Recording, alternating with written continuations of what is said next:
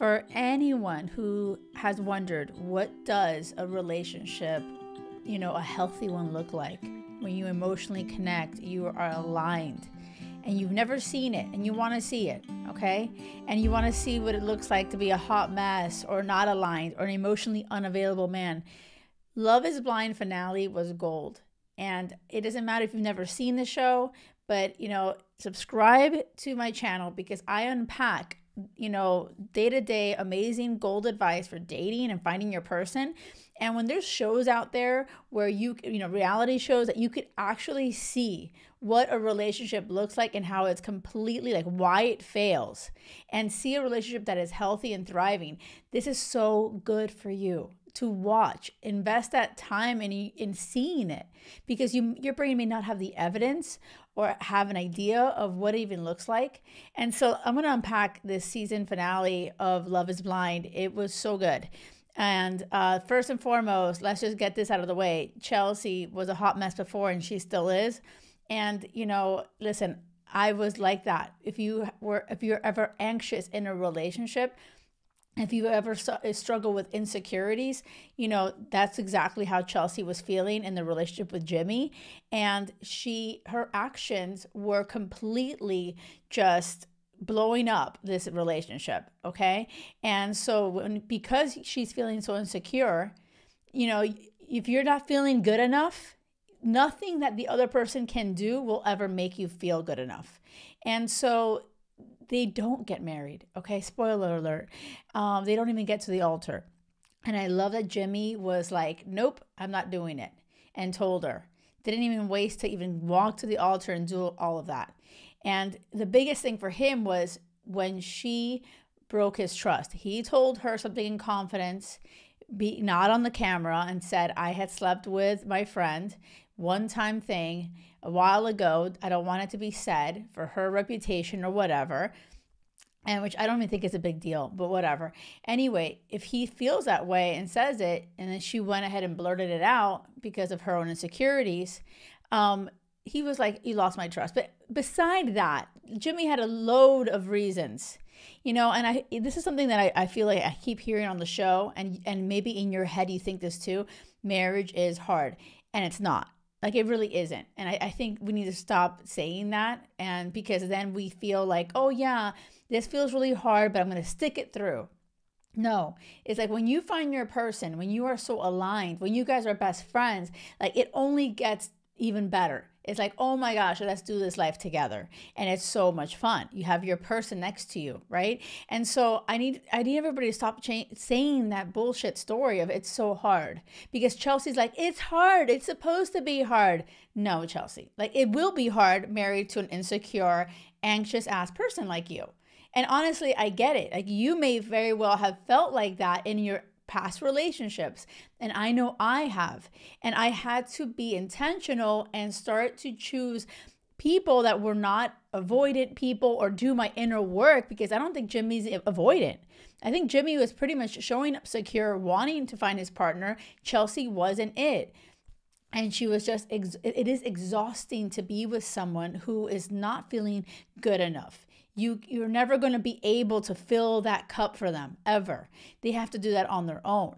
Okay, so if you're connecting with Chelsea, understand, take a look at that. Look how how she spirals throughout the entire season. Okay, and falls apart and basically completely blows up the entire relationship. Okay, and so like moving forward to Clay and AD. I said this before, the writing was on the wall. Clay, and this happens, think about your relationships with your exes and why it failed, right? When I take a look back at my past relationships before I met my person, Will, right? Now I'm super happily married, right? So, if you haven't subscribe, because sometimes you're taking advice from people that are not even in a healthy relationship.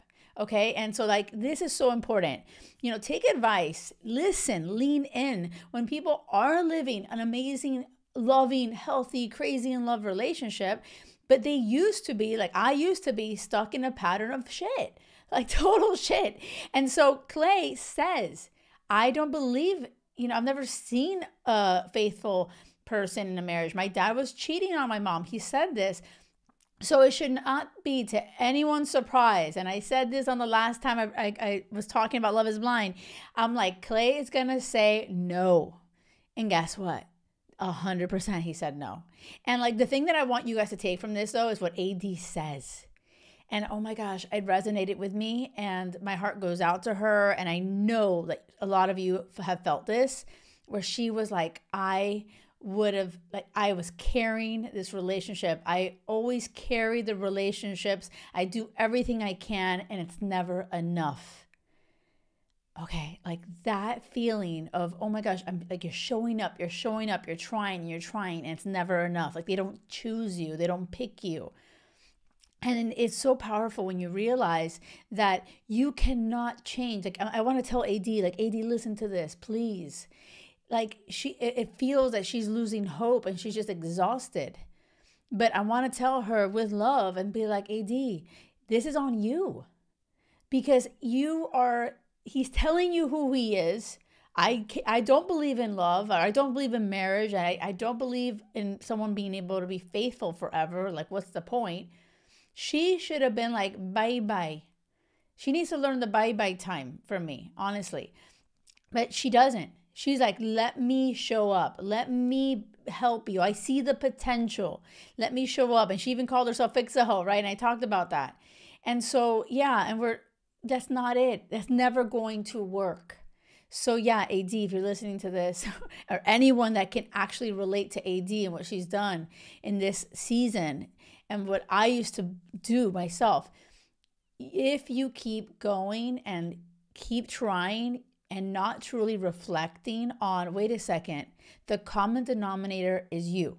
You keep choosing these men who are not where they want to be. They keep talking about, he keeps saying, I'm going to do therapy. I want to do therapy. I want to be that man. But you're not that freaking man. You're not that man. And there's something wrong with you, Clay. Go ahead. But it's not aligned to the partner that AD is ready for.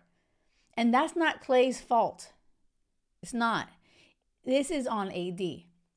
AD chose to waste her time. I put it in quotes, right? Because it's not wasted time as long as you truly learn from it. And the way that AD is talking about it, which I know so many of you guys do, when you go through a breakup, you're like, what the hell? Here I am again. How, men are assholes, or how can he do this to me and break my heart like this? It's like, you really have to own it. You have to be like, it's not him breaking your heart. You decided to break your own heart, AD. You did. The writing was on the wall. You didn't see it. This is the power of when you're talking to people that have a clean lens. She says that this has happened to her many times. This is her past experiences. Her brain is seeing things. Oh, this is familiar. We know this. And we'll lean into it. That's better than the unknown. And what is the unknown could be a secure man who wants to be that amazing husband, faithful husband. AD doesn't even know what that looks like. So her brain will be like, what the hell is this? No, I'd rather go with that guy who is scared shitless of marriage and who only knows about his cheating father, right? So you are listening to this, and I want you guys to learn from this. There's so much gold in this. How are you being like AD in your life? How are you blaming everything, or you're choosing these partners that are telling you they don't believe in marriage, or they've only seen people being unfaithful, things like that? And when are you, like, how long are you going to stay there trying to help them reach their potential? Fuck that. You don't have time for that. Okay? And so this is when, AD was devastated at the altar. He said no. She's devastated. But what I'm really sad for her is that I don't know if she is ever going to listen to this. So she is going to be, it's interesting because everyone's going to tell her, yeah, like, what an asshole. And it's like, someone did say to her, he just wasn't your person. But the problem is, and this is what's going to happen to you if you're not taking a step back and reflecting, is that you're like, oh my God, what happened? Well, let me try again. And you're going to get stuck in a pattern, choosing another person that in some other way isn't aligned to what you're looking for. When you don't have that clarity of your worth and what you want in an ideal partner, and you truly know that you deserve it, if you don't know it, you are going to be on that hamster wheel of bullshit endlessly and forever. It just will not end. And so this is a perfect example. This show is awesome for you to, if at all, what happens with her, if it resonates at all, this is when you got to do that inner work to be like, what the hell? I don't want to be in this situation again, choosing the wrong guys over and over again. Okay. Or wrong partners, right? Okay. And then the other thing I wanted to say is that freaking Clay goes off and gets advice from his dad. Like, what? I was like, what are you doing, Clay? Clay's like, Dad, what do you think? His dad has been cheating on his mom for I don't know how many years, and now they're divorced, but they stayed together for 24 years. And, some of those people were celebrating that. And I don't think so. And I loved Clay's mom, where she was like calling her ex-husband out. Clay's mom was telling Clay's dad, her ex, like, you know what? You need to talk to him. You need to apologize. You took him, when you were cheating on me, you took him to those outings with those other women. He has seen all these awful things. He doesn't even believe in this, the marriage and oh my God, being faithful. He doesn't even know. And he wants to be, but he's seen a broken family, and he doesn't, he's broken. And so his mom is like, we need to stop this cycle. We need to stop it. We need to break this. And the father was like tearing up, and he was feeling that, and he knew it. I love how she called him out on it. But it's like, when you see that, this is where I feel like you can take this gold, right? Moving forward, when you're putting yourself out there, you ask someone, what did they see growing up? What were they, who are their role models? Were they in healthy relationships or not? Did they ever have an example of someone living this healthy, loving relationship or not? That was one of the things that Will and I talked about on our first date. And I said, what did you see growing up? And his parents adored each other, and he saw that forever. That's what he wanted. Okay. So I'm not saying that you can't come from a broken home, like your parents are divorced, and find love, right? That's not the case. I do feel like if you don't see it in your home where your parents are divorced, okay, but where are you going to find it? I want you to be intentional about it. What do you believe in? Do you truly believe in finding your person, a best friend to do life with? Or do you not? Like, where are you on that? Because Clay truly told AD, I don't believe in it. And she was like, and I'll be here for you no matter what. I'm like, what? AD? Really? It was like kind of heartbreaking, because she looked so gorgeous, and it was her wedding day. And, hearing no is definitely going to do a number on her, right? So, okay, learning from her mistakes. And this is what I want to tell you. The last one I want to talk to you about is Amy and Johnny and Amy. And I love, first of all, her family's from Barcelona. Hello. And I'm living here in Tenerife, Spain. Yes. And I just love her energy. And I love the biggest lesson and takeaway from Amy. And they talk about it on the season finale. Is how he said, I would never have gone up to Amy in real life. I would never have gone up to her in the bar, because I would have been like, she's out of my league. And I love that. Because he felt like, wow, she's just amazing, so beautiful. And even though he comes off like a pretty secure, confident man, he was like, no, I'm not even going to go. And so he loved connecting with her on an emotional level through the wall. And she also connected with him, and it had nothing to do with types. And she said, I would never have talked to Johnny. I would have missed out on him, because in her mind, she was always about, the dark-haired guy, whatever. There's a certain look that she always went for. And he's like a white guy with like blonde hair. And so I felt like, oh my gosh, I love that was a huge takeaway. And they're so in love. And they both said yes. And they're like celebrating life. And their families are coming together. And their families believe in it. And they believe in them. And so it becomes like this whole village of like, they're rooting. Oh my gosh, when Amy's dad talks to her, and it was just the sweetest thing, and how vulnerable he was, and how emotionally intelligent he is. And he was like saying, I didn't believe in this process at first, and now I can admit I was wrong and have changed, and I see you so happy, and I know and sorry, the Siri's talking to me. And he goes, I see that the way he looks at you is love, like he loves you, and this is exactly all I've ever wanted for you. And seeing him put his heart like that on the line like that, it's no wonder that Amy is so emotionally intelligent, so emotionally vulnerable and available, and she recognized that in Johnny, and Johnny was so vulnerable with her. And he said this is so powerful, you guys, and I really want you guys to take this into your day-to-day life. Johnny said, I wore my heart on my sleeve. I cannot tell you enough how important it is to wear your heart on your sleeve.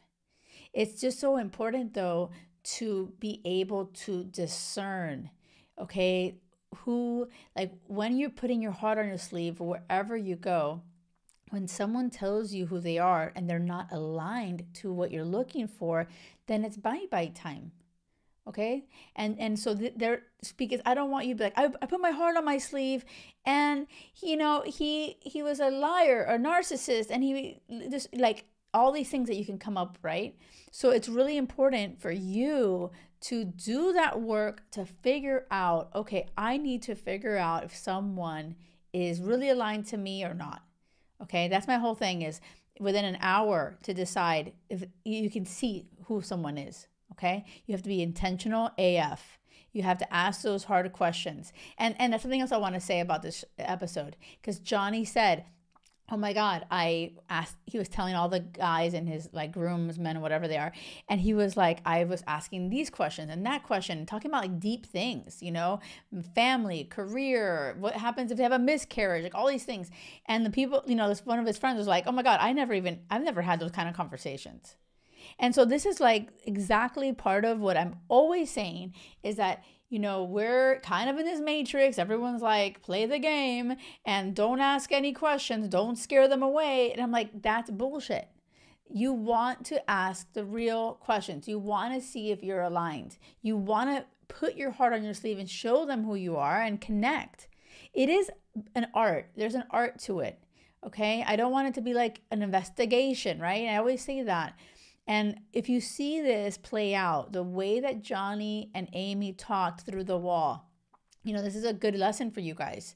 If you want to see how it looks like, then you see how they talk and interact and share, and they ask questions, and they're both wearing their heart on their sleeve, okay? And seeing them come together, and the parents supporting them and saying, we are here to make sure that you guys are successful, and we'll do, they're showing up for them. That's seriously how I've been with Will and our family. We're married 16 years, and they have been like that for us. And so I feel like there are lights on your path. There are people rooting for you. People the universe wants you to find your person. Okay, you're listening to this for a reason. I don't want it to be like, oh, you're just listening. No, you are intentionally listening to this episode. The universe has put me on your path for some reason. Lean into this. Challenge yourself. If you need help, I'm going to drop a link below, because this is what lights me up, is helping you get out of your own way. Okay? There's a way that you can find your person, and sometimes you're in your own way. So if you need support, I'm here for you. I'll drop a link to a form where you can fill it out, see if this is a good next step to jump on a call with me. I am a love coach. This is what I do. I found my person, and this is what I'm all about. And this is why Love is Blind is awesome too, because it's a great example for you guys to watch, to learn from their shit mistakes, and also be inspired by how, when you are really willing to put your heart on your sleeve and be vulnerable and be emotionally available, it's magic. it's so beyond sweet to see Amy and Johnny falling in love and going for it, you know? So I truly hope that you guys take this, you learn from this. Drop a comment on YouTube if you're listening on YouTube. Subscribe. Make sure you don't miss an episode here with me. And reach out to me. I'm on Instagram, the JkL&x. We can chat there. I'm here for you. Any way I can help you on your journey to find your person, I'm here for it. Okay? And don't settle as you're putting yourself out there for anything less than crazy love, because it has to be crazy love or nothing. Until next time, thank you. Bye.